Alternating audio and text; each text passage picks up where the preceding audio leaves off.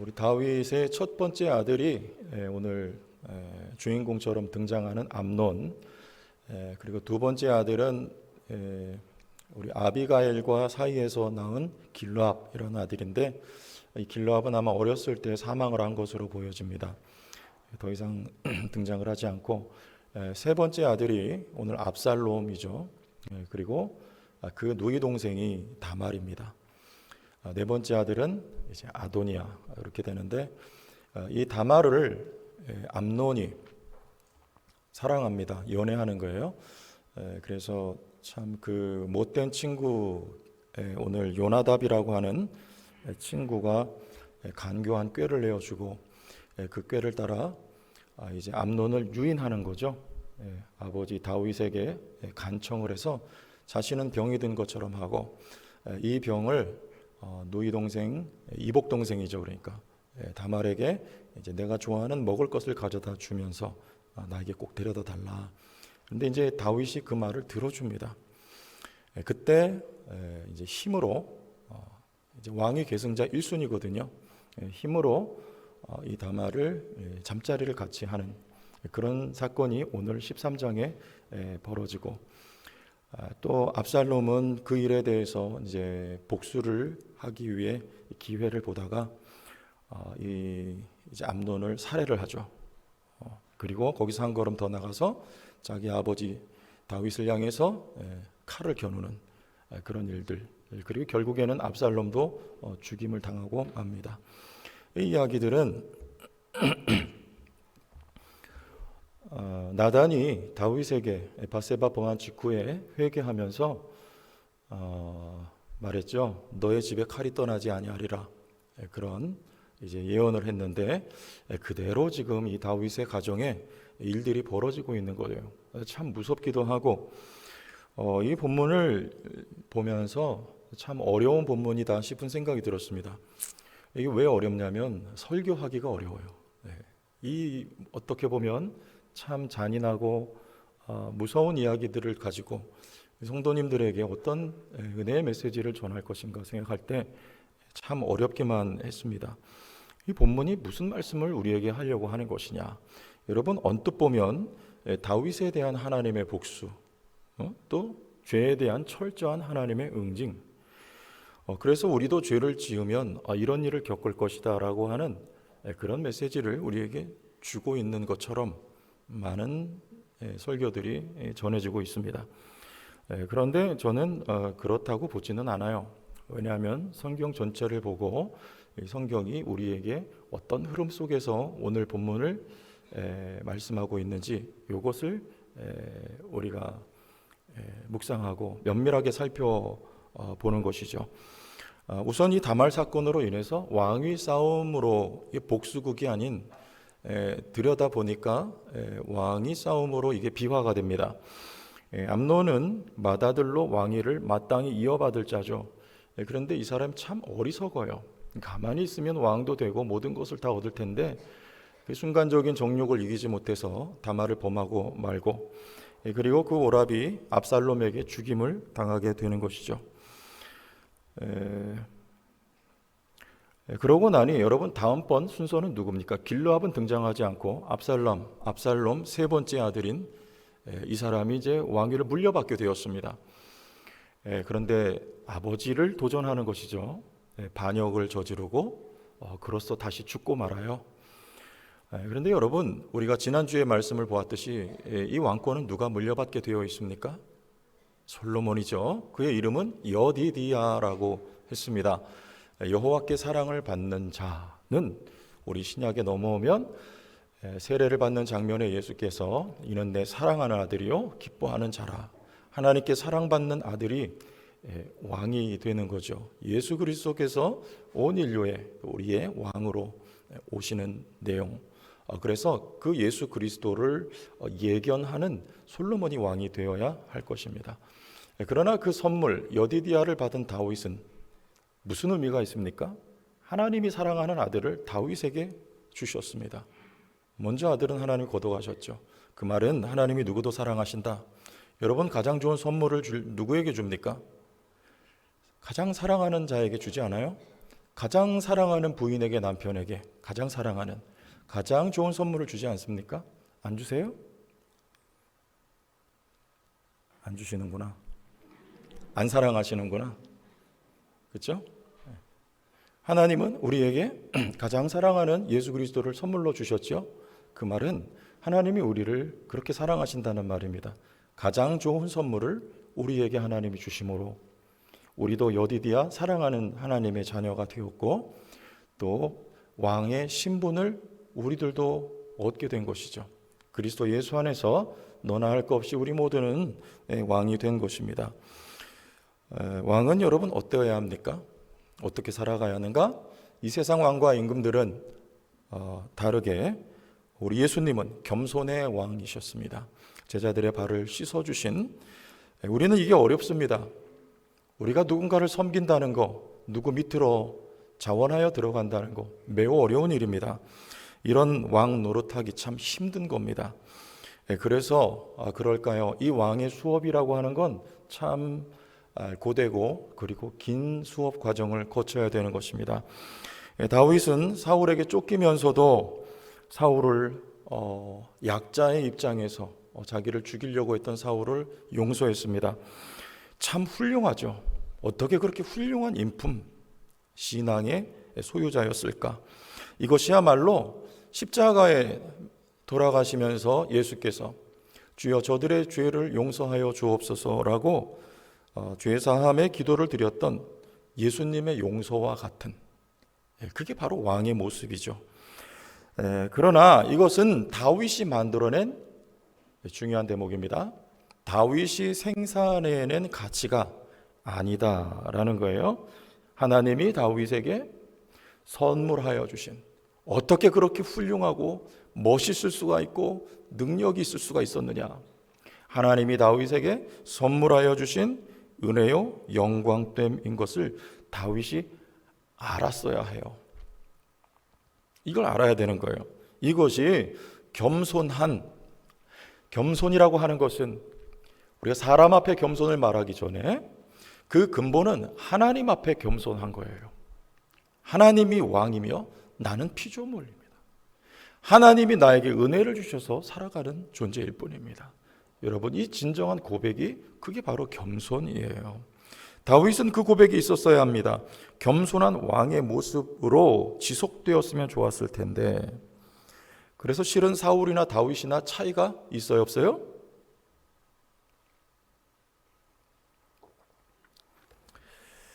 없습니다. 둘 다 죄인들이에요. 사울은요, 그와 같은 가치를 스스로 만들어낼 수 없었던 사람, 죽음만을 생산해낼 수 있었던 사람 사울이에요. 하는 짓을 보세요. 다윗은요, 자기가 만들어낸 거 아니에요. 차이는 능력과 생명과 복과 은혜가 다윗을 통해 흘러가는 것입니다. 근원은 하나님이셔요. 하나님께서 그런 다윗을 쓰셨다는 것, 언약한 사람이라는 것, 이게 사울과 다윗의 큰 차이입니다. 단지 그거예요. 결정적인 삶의 모양과 차이를 만들어냈어요. 이것이. 그래서 다윗은 사무엘하 10장까지 아주 멋지게 해냅니다. 용서하지요. 골리앗을 쓰러뜨리죠. 성전을 짓겠다고 하죠. 가는 곳마다 여호와께서 이기게 하셔요. 얼마나 멋있습니까? 우리도 그런 다윗의 삶을 흠모하면서 우리도 그와 같이 되기를 바라지요. 가는 곳마다 승리를 거머쥔 다윗. 그러나 이것들은 이런 것들로만 채워져 있으면 그것은 주님의 은혜가 아니고 나의 공로라고 여길 수 있는 충분한 개연성이 인간에겐 누구나 있다, 그 말이에요. 우리는 죄인이기 때문에 그렇습니다. 늘 잘되고 늘 형통하고 늘 성공하면요, 하나님의 은혜를 말하지만 결국엔 내가 높아지며 내가 만들어낸 고백이라고 할 수 있다는 것이죠. 다윗이 바로 이 지점에서 그랬다는 거예요. 밧세바 사건이 그것을 증명합니다. 다윗의 교만함을 이 밧세바 사건이 증명함과 동시에 다윗을 겸손하게 낮춘 사건이 바로 이거예요. 얼마나 교만해졌습니까? 순간 목동이었던 다윗을 하나님이 왕의 자리에 옮겨 놓았습니다. 그런데 이제는 힘으로 여인의 정절을 빼앗고 자기를 충성했던 부하를 죽여버리는, 자신이 왕의 자리에 올라가 버린 여러분 타락한 다윗의 모습을 우리가 볼 수 있죠. 잘했습니다만 그것이 나의 공로요, 내가 만들어낸 것이 되어버리고 말았던 다윗은요, 그것이 증명되고 또한 그것으로 말미암아 나락으로 떨어져 겸손하지 않을 수 없었던 사건이 바로 밧세바 사건이었다는 것이죠. 이 사건으로 다윗은 다시 도망가야 돼요. 사울 때문에 많이 도망 다녔지만 이제 또 도망해야 합니다. 오늘 그 도망의 초입이 바로 13장 말씀이에요. 그 발단입니다. 여러분 근데 가만히 보세요. 이게 누구 이야기일까요? 위력 간음을 합니다. 암논이 다말을 힘으로. 그리고 압살롬은 그 암논을 살인합니다. 누구랑 똑같습니까? 다윗이 그렇게 했잖아요. 다윗이 위력 간음했잖아요. 그리고 그죠? 우리야 죽였잖아요. 가만히 보니까 이게 다윗이 그렇게 한 거예요. 다윗이 이 내용을 보고 봤습니다. 그때 다윗이 할 말을 잃어요. 우리 21절 말씀 보죠. 다윗 왕이 이 모든 일을 듣고 심히 노하니라. 이거 한 절이에요. 단지 여기 뭔가 덧대어지지가 않습니다. 네가 왜 이랬느냐, 어떻게 이럴 수 있느냐, 이래가지고 네가 왕위를 물려받겠냐 등등의 말이 나오지를 않아요. 할 말이 없습니다. 왜? 누가 그랬기 때문에. 자기가 그렇게 했어요.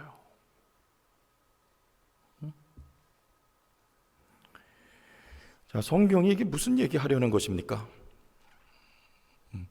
어떤 이들은 그래요. 아비의 죄가 자식에게 그대로 대물림된다. 그렇게 말할 수 있겠죠. 근데 똑같잖아요. 아버지가 한 걸 자식들이 그대로 해요. 그래서 우리 조심해야 된다. 네, 지금 여기선 그 말이 아니고, 여러분 중요한 건 뭐냐면 다윗이 뭐가 없었다? 할 말이 없게 되었다. 이게 중요한 점이에요. 밧세바 사건 전에는요, 다윗이 할 말이 너무 많았을 거예요.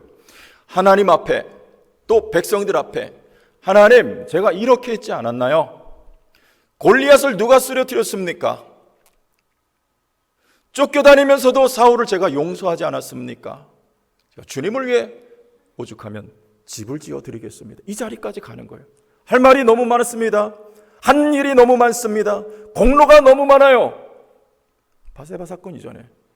그건 하나님이 하신 것이죠. 근데 그게 마치 내가 한 것처럼 여겨지게 되어 있기 때문에 하나님은 이 사건을 통하여 그 입을 닫아버리고, 네가 한 게 아니고 내가 한 일이며, 내가 너에게 상관하지 않고 너에게 관여하지 않으면 있을 수 없었던 일, 밧세바 사건으로 말미암아 그게 증명이 되는 순간입니다. 입이 10개라도 하나님 앞에서, 아니 사람 앞에서도 다윗은 이제 더 이상 할 말이 없어요. 자식들 앞에서 내가 그랬거든요.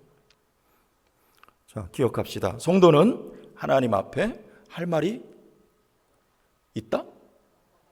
없다. 요게 돼야 돼요. 요게 농익은 성도예요. 요게 할 말이 없어요. 성도는요. 누가복음 18장 바리새인과 세리에게도 나오는데요, 바리새인은 너무 할 말이 많았습니다. 11절과 12절. 바리새인은 서서 따로 기도하여 이르되, 하나님이여, 나는 다른 사람들 곧 토색 불의 간음을 하는 자들과 같지 않습니다. 그걸 감사합니다. 나는 일에 2번씩 금식하고 또 소득의 11조를 드리나이다 하고 이렇게 말해요. 자기가 하나님 앞에 한 것이 너무나 많습니다. 한 의로운 일이 많아요. 그래서 그것에 대해서 할 말이 너무나 많은 거예요. 할 말이. 그런데 세리는 13절에, 세리는 멀리 서서 감히 눈을 들어 하늘을 쳐다보지도 못하고 다만 가슴을 치며 이르되, 하나님이여 불쌍히 여기소서, 나는 죄인이로 소이다. 나는 죄인이로 소이다. 이 말 외에는 세리는 할 말이 없습니다. 주님 누구 편 들으셨어요? 14절 같이 읽어봐요. 시작. 내가 너희에게 이르노니 이에 저 바리새인이 아니고 이 사람이 의롭다 하심을 받고 그의 집으로 내려갔느니라. 무릇 자기를 높이는 자는 낮아지고 자기를 낮추는 자는 높아지리라 하시니라. 누가요? 이 사람 세리가 의롭다, 주님이 말씀하시는 거예요. 이 대단한 역설이죠. 한 게 아무것도 없습니다. 근데 주님은 할 말이 없었던 이 세리를 의롭다. 누구에게 주님이 필요합니까? 우리가 의로워지는 것은 예수로 말미암은 것이죠. 세리에게야말로 주님이 필요하셨던 거예요. 우리 그래서 할 말이 없어야 돼요. 나는 죄인으로소이다. 이 말밖에 할 말이 없는 사람, 이 사람은 의인이라고 말씀하세요. 다윗은 밧세바 사건 이후로 하나님 앞에 실제로 밧세바 사건 이전에는 나는 죄인으로소이다. 성경 뒤져보세요. 어디에 그런 말이 나오나. 그러나 밧세바 사건 이후로 그는 입을 떼지를 못해요. 나는 죄인입니다, 하나님. 이런 사건들을 맞닥뜨릴 때마다 그들에게 손가락질할 수가 없어요. 하나님, 제가 한 겁니다.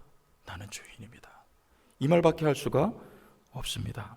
우리는 한 점 부끄러움 없는 인생을 살기를 바라는 경우가 종종 있습니다. 하늘 우러러 한 점 부끄러움 없기를. 좋은 일이죠. 그런데 여러분, 그랬으면 좋겠어요. 그러면 얼마나 좋겠습니까? 그러나 내가 그러한 삶을 만들어낼, 생산해낼 만한 값어치가 있는 사람이라고 여긴다면 차라리 그게 무너져야 되는 거예요. 하나님 앞에 할 말이 없어야 돼요. 교회를 개척할 때 개척 멤버들이 보통 있습니다. 그런데 교회가 성장해 가면서 남아있는 분은 몇 분 안 돼요. 왠 줄 아세요? 그 개척했던 멤버들 가운데 많은 경우가 공로의식이 있어요. 내가 이 교회 개척할 때 개척 멤버요, 내가 얼마나 많이 하나님 앞에 헌금을 드렸으며 수고했는지 여러분들이 아는가? 목사, 그런데 네가 나한테 어떻게 이렇게 할 수 있어라고 관계가 나빠져요. 그래서 교회를 떠나고 마는 일이 너무나 많아요. 공로의식이죠. 내가 한 게 있어요. 그런데 그게 아니고 교회가 세워지는 것은요, 내가 그렇게 헌신하고 수고할 수 있었던 것도 모두 하나님이 은혜를 베푸신 것입니다. 그 결과예요. 다윗이 밧세바 전반기의 삶을 멋지게 살아낼 수 있었던 것은 하나님이 그를 사용하신 거예요. 그로 말미암아 하나님의 은혜가 흐르게 하셨던 하나님의 공로요, 하나님의 은혜란 말입니다. 높아지면요, 하나님이 가장 싫어하시는 거예요. 내가 높아지려는 거, 내가 왕 되려는 거예요. 하나님 그를 철저하게 낮추고 할 말이 없도록, 그래서 은혜로 살도록, 은혜를 받도록, 은혜를 알도록 하나님은 오늘도 역사하신다는 것을 여러분들 기억하시길 바랍니다. 이런 분이 계세요. 너 이렇게 살다가 하나님 앞에 가면 무슨 말 할래? 뭐라고 말씀드릴래? 여러분, 이렇게 사시다가 하나님 앞에 가시면 뭐라고 말씀드리겠습니까? 하나님, 나는 이렇게 살다가 왔습니다. 하나님, 나는 교회를 세웠습니다. 하나님, 나는 선교사를 열심히 후원했습니다. 하나님 앞에 그런 말씀 드릴 수 있겠습니까? 아니에요. 그 말이 무슨 말인지는 알겠습니다. 좋은 뜻이에요. 받은 은혜가 많으니 하나님 앞에 우리도 열심히 좀 해보자, 이런 뜻 아니겠습니까? 그럼에도 불구하고 우린 주님 앞에 섰을 때 할 말이 없어야 돼요. 유구무원이어야 돼요. 모두가 주님이 하신 거예요. 주님이 만세전 나를 택하셨고, 주님이 나를 때가 되어 부르셨고, 주님이 내 삶에 살아가는 모든 필요를 채우셨고, 나로 하여금 철들게 하셨고, 그리고 헌신하고 수고하게 하신, 그리고 저 영원한 하나님의 나라 그 보좌 앞에 세워주신 주님의 은혜입니다. 주님밖에 없습니다. 예수입니다. 여러분, 이 고백, 난 아무것도 아니었습니다. 이거 가지고 주님 앞에 가는 거예요. 마태복음 25장은 주님의 재림을 염두에 두고 주께서 교훈하신 내용이에요. 그때 양은 무슨 편에? 오른편에. 염소는 무슨 편에? 전방에? 왼편에.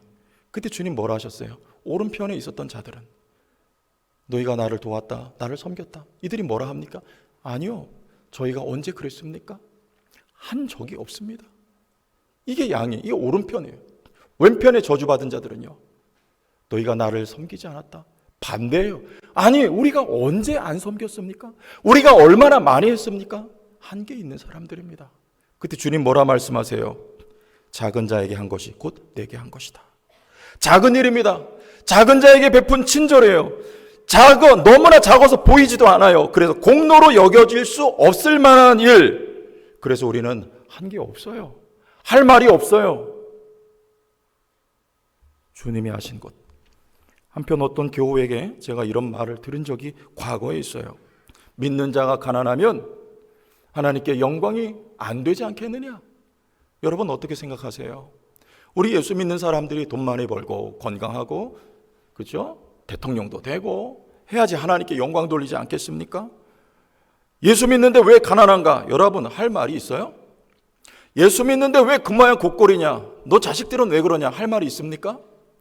그 자리에서는 하나님께 영광 돌릴 수 없는 것입니까? 나 이렇게 예수 믿어서 부자 됐어. 돈 굉장히 많이 벌었어. 예수 믿었더니 암병이 확 떨어져 나가버렸어. 여러분 이래야지 꼭 세상에 대해서 할 말이 있습니까? 하나님께 영광이 되는 것입니까? 물론 있을 수 있어요. 예수 믿고 부자 된 경우가 많이 있습니다.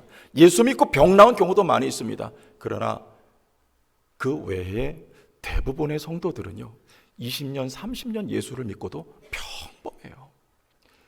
여러분 어느 누가 그렇게 돈 많이 벌었어요? 손 좀 들어보세요. 저 좀 꿔주세요. 손 들어보세요. 어느 누가 그렇게 예수 믿고서 여러분 잘 됐습니까?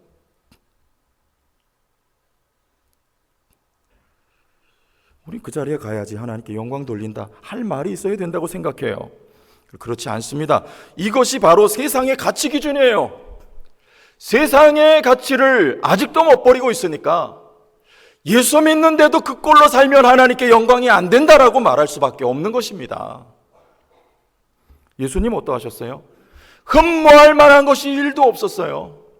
사람들에게 세상에게 싫어져 버림바 될 수밖에 없었던 그의 모습이었습니다.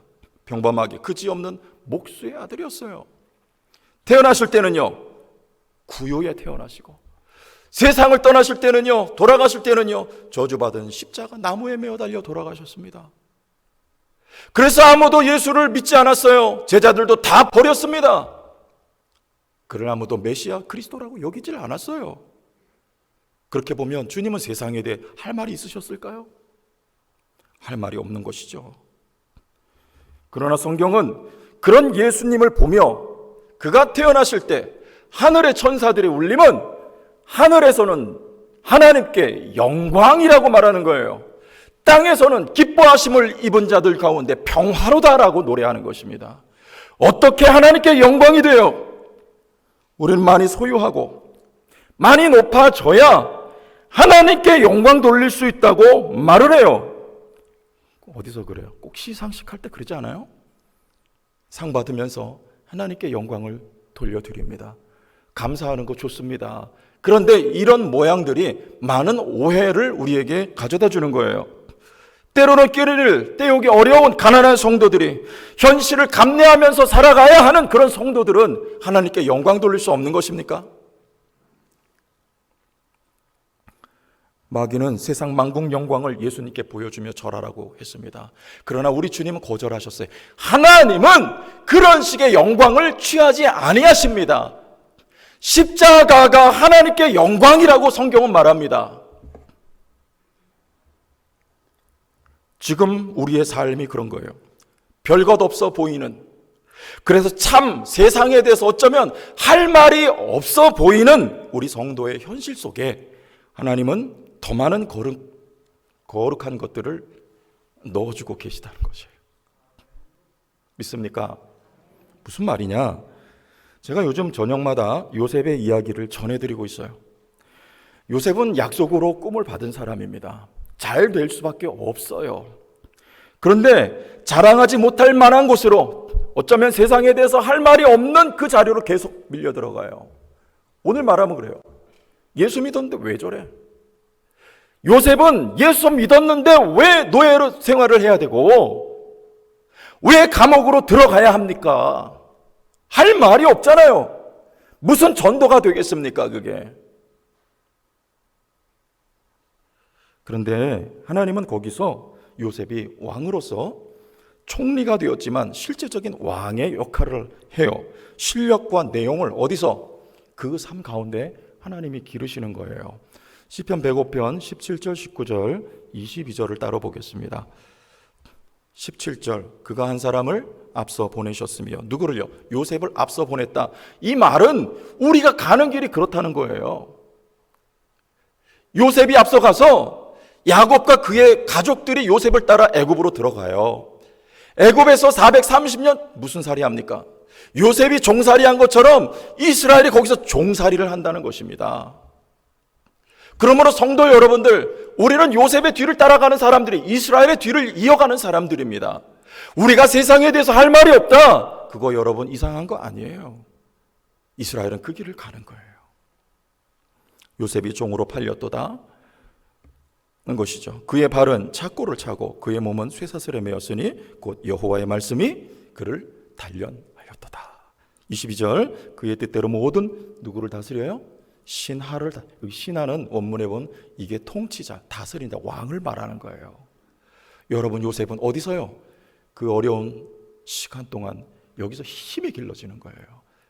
바로보다 더 어떻게 보면 높은 곳에서 애굽을 통치했던 요셉의 힘이, 그의 지혜로 장로들을 교훈하게 하셨도다. 어디서요? 여기서 장로는 노인들을 말하는 거예요. 요셉은 아직 젊습니다.